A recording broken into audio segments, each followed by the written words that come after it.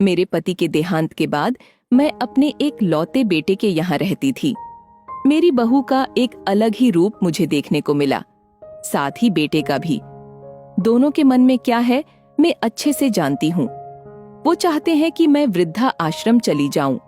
उनके पास जाने के बाद मुझे यह सब देखना और सुनना पड़ेगा, इसका मुझे अंदाजा भी नहीं था। पर मैं मन मार कर अपने बेटे और बहू की बातें सुनकर भी यहाँ रहती हूँ, क्योंकि मुझे मेरे पोते और पोती दिखाई देते हैं। उनकी झलक पाकर मुझे सुकून मिलता है। घर के बाहर एक टीन की झोपड़ी में रहती हूँ। मेरी बहू को कोई दिक्कत नहीं हो इसलिए मैं घर के बाहर रहती हूँ। बेटे ने थोड़ी मेहरबानी की है तो ऊपर टीन की चादर लगवा दी है। समय समय पर थोड़ा राशन दे देता है तो मैं अपना बनाकर खा लेती हूँ। मैंने अपने बेटे को कह दिया है कि मेरी वजह से उन दोनों को कोई प्रॉब्लम नहीं होगी, बस मुझे यही रहने दे, इसी घर में मुझे मर जाने दे। मैं बस यही चाहती हूँ।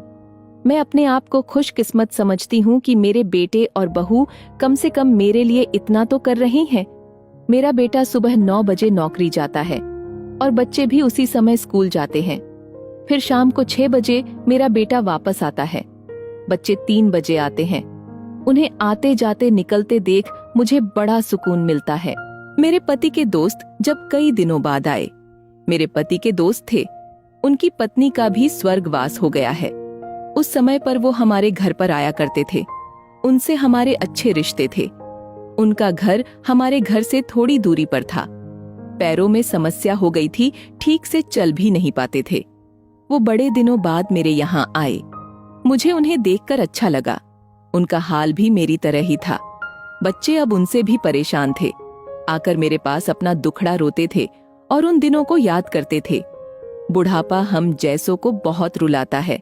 उनकी पत्नी का स्वर्गवास हो गया था और उन्हें चलने उठने में समस्या थी, इसलिए वो तो अपना खाना भी खा नहीं पाते थे। मेरे पास आए तो मैं समझ गई कि यह इतनी मुसीबत में चलकर पुराने दोस्तों के यहाँ चाय और खाने की चाह में ही जाते होंगे। उनकी भी अपनी मजबूरी थी। वो आए तो मैंने उनके लिए खाना बनाया और उन्हें खिलाया। मना कर रहे थे नहीं खाना, लेकिन मुझे पता था कि उनको भूख लगी है। बहू ने खाना नहीं दिया। मेरी बहू ने मुझे और उन्हें खाना खाते देख लिया। वो कुछ भी ना बोली। ऐसे ही वो यहाँ 2-3 बार आए।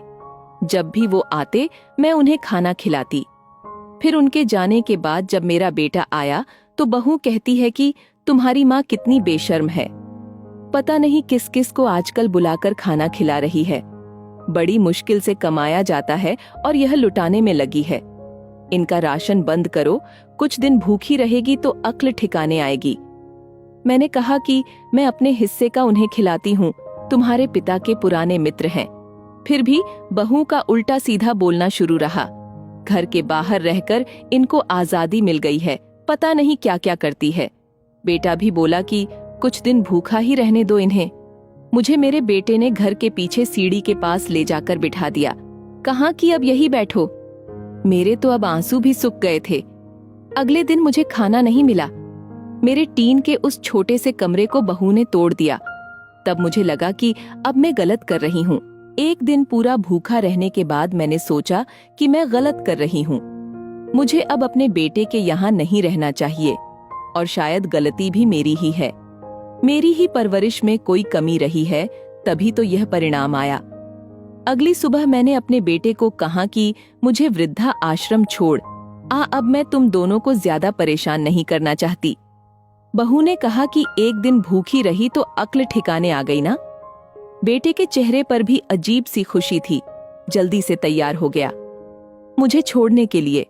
बहू कह रही थी कि आज की छुट्टी ले लो, यही आसपास मत छोड़ आना, कहीं 3 दिन में वापस आ जाए तो। मैंने अपनी बहू से कहा कि बेटी चिंता मत कर, मैं अब नहीं आऊंगी। मैंने अपने पोता पोती को गले लगाया। मुझे पता था कि अब मिलना नहीं हो पाएगा। बेटे को भी चाहती थी कि एक बार जी भर के गले लगा लूं, लेकिन वो बोला चलो जल्दी करो। मैंने बहू को कहा कि बेटी अपना ध्यान रखना। मेरा बेटा मुझे छोड़ आया। वहां आकर मैंने देखा कि मेरी तरह कई हैं। थोड़े दिन उदास रहते हैं, फिर सच को स्वीकार कर लेते हैं। मैं अब यहाँ खुश हूँ, कुछ काम भी करती हूँ। मैं चाहती हूँ कि ऐसा कभी किसी के साथ ना हो, लेकिन ऐसा कब किसके साथ हो जाए कोई बता नहीं सकता। लेकिन माँ बाप को ऐसे समय के लिए भी तैयार रहना चाहिए। बस बच्चों को पाल कर बड़ा कर दो, उनसे कुछ उम्मीद मत रखो।